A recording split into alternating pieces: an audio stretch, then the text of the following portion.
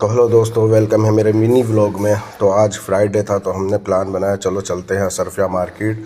तो मेरा नाम है शारिक, मैं रहता हूँ जद्दा में, रहने वाला हूँ यूपी ज़िला बिजनौर।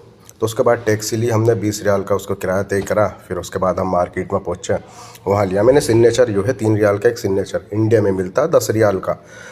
तो उसके बाद हम थोड़ा आगे चले भाई, तो देखा क्या सामने 3-3 रियाल में सामान बेच रहा। मैंने देखा भाई क्या क्या चीज़ है ऐसे 3 रियाल में। उससे आगे बढ़ा तो 15 से 20 रियाल की घड़ी मिल रही थी, बहुत ही शानदार घड़ी थी।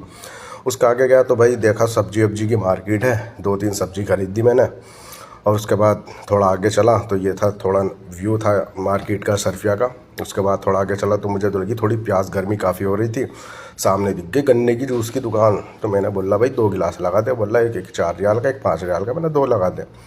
तो जूस वूस पीने के बाद तो फिर भाई साहब नेक्स्ट व्लॉग में मिलते हैं। तो लाइक करो, सब्सक्राइब करो और फॉलो भी करो यार, और शेयर भी करो।